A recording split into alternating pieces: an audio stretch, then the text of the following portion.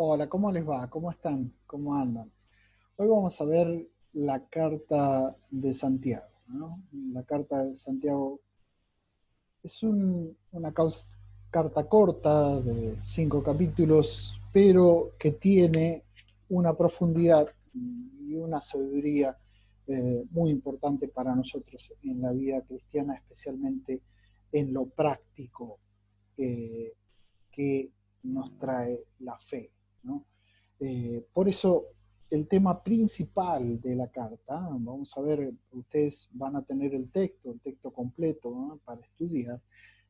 Yo les voy a hacer en este video énfasis en las cosas más importantes que me parecen son esenciales para el estudio y el entendimiento de la carta de Santiago. Y algunos puntitos que me parece que también los pueden ayudar en lo que tienen que estudiar. La carta a Santiago entonces tiene un tema principal que lo hemos escuchado y los que han leído la carta eh, ya lo conocen, y es el tema de la fe en las obras. Antes de continuar, les aconsejo de antes de estudiar la carta de Santiago, la lean entera primero y después la vayan siguiendo con el texto de estudio y la Sagrada Escritura, ¿no?, con la carta en la mano. Entonces, la fe en las obras es el tema principal de la carta a Santiago. Antes de eso, vamos a ver quién escribió la carta. ¿Quién escribió? Bueno, es Santiago, seguro, ¿sí? Pero ¿qué Santiago? Entonces, acá señalamos 5 Santiagos, ¿sí? Y vamos a tomar como fuente, todos los exégetas hacen toman como fuente el texto de Gálatas 1:19, que es cuando Pablo va a Jerusalén y se encuentra con un Santiago, ¿sí? ¿Cuál es la dificultad? Algunos exégetas dicen que no es apóstol, otros exégetas dicen que sí es apóstol, de acuerdo a cómo traducen el texto griego que trae Gálatas, el Santiago, el hermano del Señor. Se los leo el texto para que tengan conocimiento de esto y lo analicemos. Y no vi a ningún otro apóstol, y sí a Santiago, el hermano del Señor. Dice el texto en la Biblia de Jerusalén, que es el texto base. Yo la considero como en español, y no es solamente mi opinión, sino muchos de los exegetas piensan que en español la mejor traducción para el estudio es la Biblia de Jerusalén, especialmente la del 2007, pero si consiguen alguna otra es mucho mejor, ¿no? Digamos, o sea, al menos nos parece que de las traducciones se comenta que la mejor es la Biblia de Jerusalén en francés, la segunda es la Biblia de Jerusalén en español. Por eso es importante este texto. Ahora, ¿qué dice? Lo vuelvo a leer. Y no vi a ningún otro apóstol, otro le pone, y sí a Santiago, el hermano del Señor. A ver, hay dos modos de leer este texto, que ya lo vamos a ver un poquito más abajo, cuando les presente a los otros Santiago. El otro Santiago es el hijo de Alfeo, ¿sí?, que sería el que nosotros conocemos como Santiago el menor, ¿sí? Y el otro de los apóstoles es el hijo de Zebedeo, que nosotros lo conocemos como eh, el hijo Santiago el mayor. Entonces, tenemos a Santiago el menor y Santiago el mayor. Ahora, Santiago el menor era el que era cabeza de la iglesia de Jerusalén, ¿sí? ¿Y por qué no Santiago el mayor? Porque él murió muy temprano. O sea, se cree que fue antes de que esta carta de Santiago se escribiese. Entonces, Es muy improbable que él haya escrito la carta. Los otros dos Santiagos que hay son Santiago, el hijo de María de Cleofás, ¿no? La que acompañó a la Virgen María cuando Cristo fue crucificado, y Santiago, el padre de Judas Tadeo, que los exegetas lo rechazan, o sea, ya no lo toman en cuenta, ninguno de estos dos Santiago. Ahora, puede ser que este Santiago, Santiago María de Cleofás, sea el hijo, sea el Santiago el Mayor, ¿no? Puede ser. Ahora, descartando entonces estos tres, primero Santiago el Mayor porque había muerto, y estos dos últimos, ¿sí? Nos queda el apóstol Santiago, el hijo de Alfeo, o sea, Santiago el menor. Ahora, es apóstol el que escribió la carta, y eso es lo que está en discusión. Yo me inclino para el lado de los exegetas que opinan que fue un apóstol. Como pone la Biblia de Jerusalén en el texto que habíamos leído, Gálatas 1:19. Fíjense, hay dos modos, decíamos. El primer modo es cuando el texto se analiza de modo exceptivo. Y entonces, ¿cómo quedaría? No vi a ningún otro apóstol, sino solamente entre paréntesis, el apóstol Santiago, que es como escribe la Biblia de Jerusalén. Ahora, si lo tomo de modo adversativo, quedaría así. No vi a ningún otro apóstol, y en cambio sí vi a Santiago, el hermano del Señor. O sea, no vi a ningún apóstol, solamente vi a una persona llamada Santiago, el hermano del Señor, ¿no? Parafraseando. Entonces, algunos consideran que no es apóstol, otros consideran que sí es apóstol. Yo me inclino por lo segundo, porque Pablo va a Jerusalén a ver la cabeza de la iglesia, ¿sí? de Jerusalén, y en este caso es Santiago, que se encuentra con él, ¿no? Entonces, interpretando de este modo quién es el autor de la carta a Santiago, sería Santiago el menor, el hijo de Alfeo, cabeza de la iglesia madre de Jerusalén. El género es literario, como les había dicho, aquí se centra en el tema de la sabiduría, ¿no? Es un libro sapiencial, ¿sí? Se llama carta porque cumple básicamente con las funciones de carta, pero tiene muchísima sabiduría, y el modo como es escrito se parece mucho a los libros del Antiguo Testamento, los libros sapienciales, como son Eclesiastés, Eclesiástico, Sabiduría, ¿no? Job, los Salmos, ¿no? Sí. Bueno, entonces, tiene mucha sabiduría. Es un libro sapiencial. Enfrentar los problemas y ayudar a otros. Eso. O sea, no solamente tener una fe de palabra, que es lo que va a tomar el tema de la palabra, qué es lo que decimos. Y cuando decimos ciertas cosas las tenemos que poner por obra. Es clarísima la carta, la van a leer y se van a dar cuenta, no hay ninguna dificultad en ese sentido. Lo que sí hay una dificultad en que tenemos que poner por obra aquello que creemos. Entonces, la fe madura en la acción, ¿sí? Eso es lo que explica Santiago en la carta, con una literatura exhortativa, o sea, mueve a las personas a que hagan lo que creen, ¿sí? Entonces, es parecida a una diatriba, o a las diatribas griegas, o la catequesis judeo-cristiana, ¿no? Que las diatribas griegas eran épicas, ¿no? Y movían o animaban a los griegos a seguir a los héroes, ¿no? A seguir y imitar a los héroes, y a poner por obra aquello que pensaban. Entonces, en ese sentido, esta carta de Santiago es parecida a una diatriba griega o a una catequesis judeocristiana, que también la catequesis judeocristiana exhortaba a cumplir aquellas cosas que nos dice la ley. Eso ya lo vamos a ver un poquito, hay alguna diferencia, porque cuando habla de la fe en obras, hay muchos,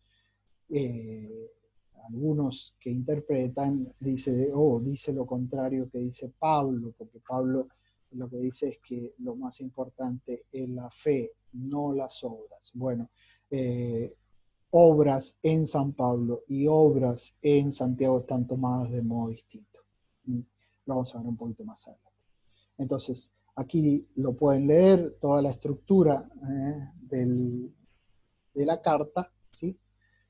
Del centro de la carta está en 2:14-26, que es la fe y las obras. Ya vamos a leer un poquito de esa parte. Ahora quiero ir al capítulo 1 y quedarme con un texto que me parece muy importante, que es 1:19, poner en práctica lo que enseña la palabra de Dios, ¿no?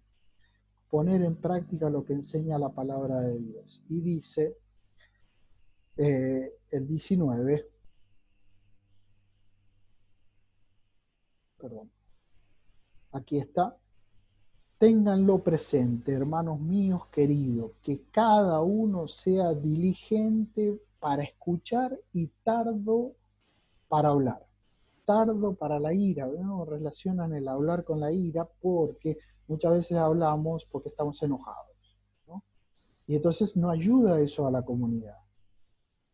¿Por qué ocasiona una pelea? Entonces, porque la ira del hombre no realiza la justicia de Dios, dice.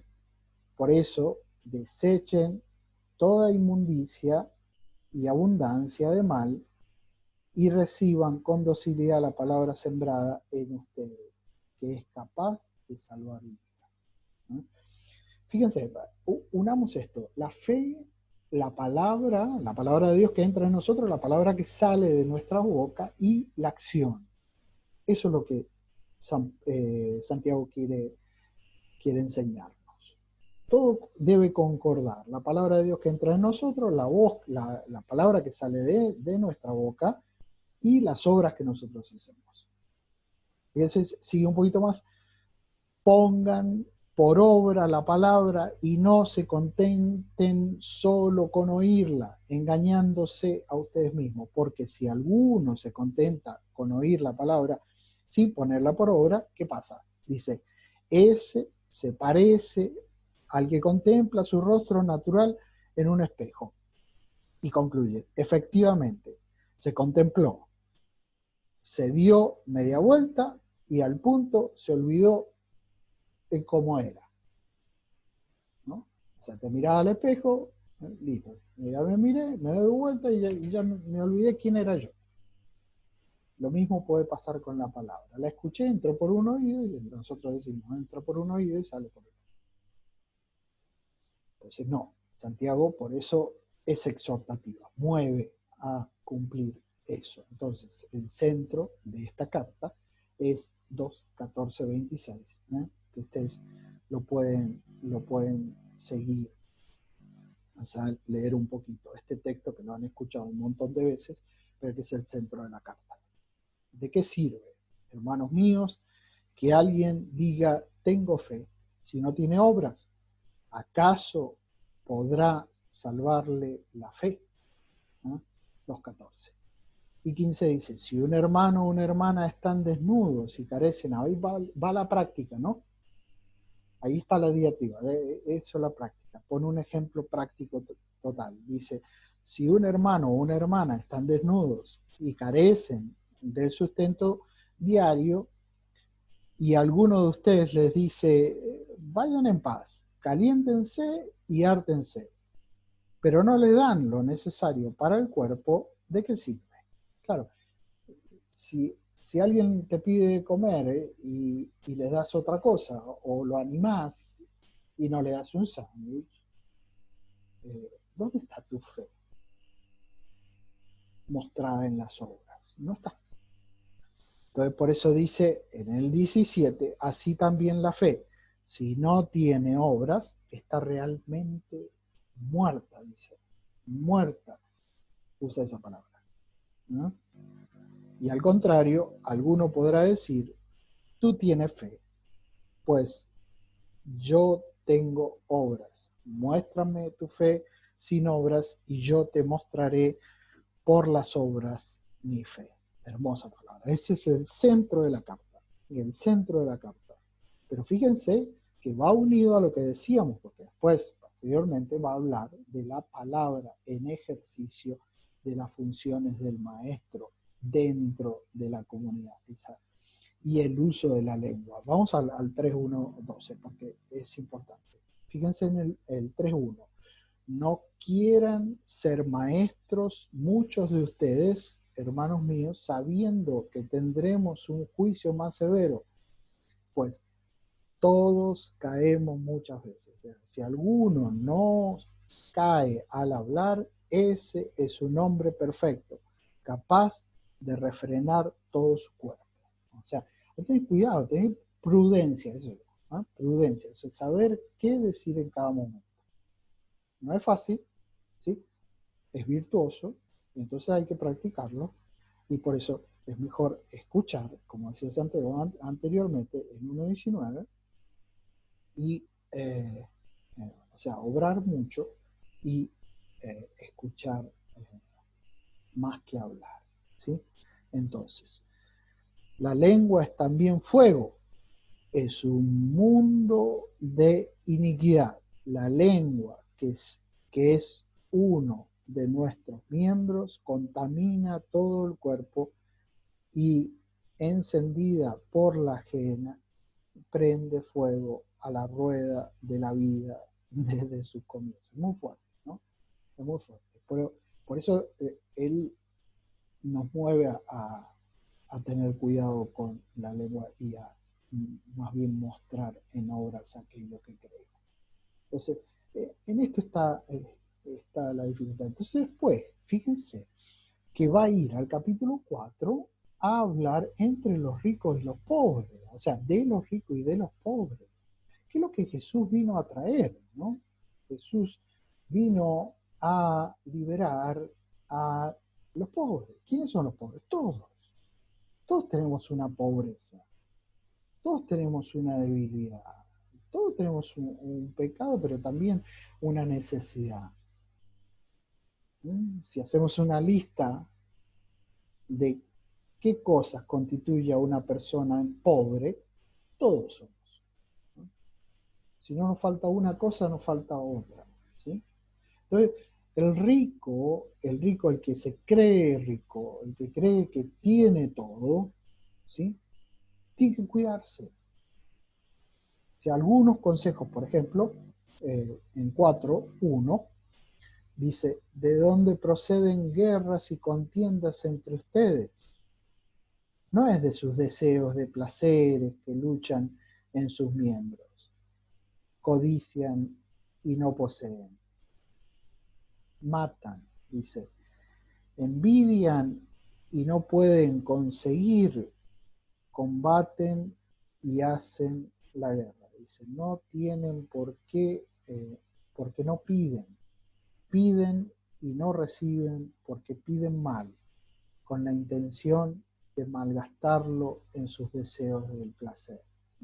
Después, muy fuerte, dice, adúlteros. No saben que la amistad con el mundo es enemistad con Dios. Acá habla del mundo que corrompe, ¿no?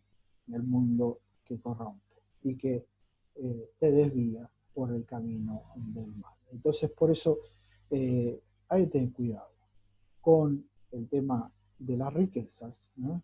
Y creerme rico, que no me falta nada, y en definitiva soy pobre.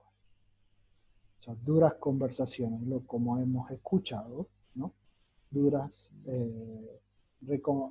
reconvenciones en contra de los ricos. Acá vamos a leer una como para tener idea. Ahora bien, ustedes, los que dicen hoy o mañana iremos a tal o cual ciudad pasaremos allí el año, negociaremos y ganaremos. Ustedes que no saben qué será de su vida el día de mañana, son vapor de agua que aparece un momento y después desaparece. En lugar de decir, si el Señor quiere, viviremos y haremos esto o aquello, ¿no? En vez de decir, sí, mañana iremos a tal lugar y haremos, no sabes qué va a pasar mañana. Es mejor hacer aquí y ahora lo que el Señor quiere. Pero ahora se jactan, dice, en su fanfarronería. Wow. En el capítulo 5 es la exhortación a la paciencia y a la oración, ¿sí? Donde concluye la carta. En el capítulo 5, 7 dice, habla de la venida del Señor. Pero esa venida no de la segunda venida solamente, sino de la venida del Señor a nuestras almas. Y empieza o termina la carta como la empezó. La palabra de Dios que entra dentro nuestro, ¿sí? Nos cautiva, nos llena, nos sana, nos mueve, pero después tenemos que mostrar esa gratitud hacia el Señor y hacia las personas que nos rodean en nuestras obras. Tengan pues paciencia, hermanos, hasta la venida del Señor. Miren, el labrador espera el fruto precioso de la tierra, guardándolo con paciencia hasta recibir las lluvias tempranas y tardías. Tengan también ustedes paciencia, fortalezcan sus corazones, porque la venida del Señor está cerca. Terminando la carta, hermosa carta, entonces centrémonos en esto, en el tema de la fe en las obras y en el cuidado de la lengua, en el cuidado de lo que vamos a decir, ¿no? Se decía de Santo Domingo que hablaba de Dios o hablaba con Dios. O hablaba de Dios o hablaba con Dios. Y eso es lo que Santiago pone al final. Paciencia y oración. Ante todo, hermanos, no juren ni por el cielo, ni por la tierra, ni por ninguna otra cosa. Que su sí sea sí y el no, no, para no incurrir en juicio. La oración ferviente del justo tiene mucho poder. La oración, y así termina con la oración. Elías era un hombre de igual condición que nosotros. Oró insistentemente para que no lloviese, y no llovió sobre la tierra durante 3 años y 6 meses. Después oró de nuevo, y el cielo dio lluvia, y la tierra produjo su fruto. Termina Santiago la carta diciendo, hermanos míos, si alguno de ustedes se desvía de la verdad y otro le convierte, sepa que el que le convierte a un pecador de su camino desviado, salvará su alma de la muerte y cubrirá multitud de pecados, que lo hemos escuchado un montón de veces, ¿eh? Entonces, centrémonos en el estudio de esta carta, especialmente en la sabiduría que trae Santiago para vivir una religión verdadera, o sea que recibiendo el mensaje de Dios en nuestros corazones, los podamos poner por obra ayudando a nuestros hermanos los más pobres. Bueno, un gran abrazo. Ahí tienen el texto, el PowerPoint y este pequeño video para que puedan fructificar, o sea, sacar fruto de esta gran carta de sabiduría que es la carta de Santiago. Bueno, muchísimas gracias y nos seguimos viendo. Un gran abrazo. Chao, chao.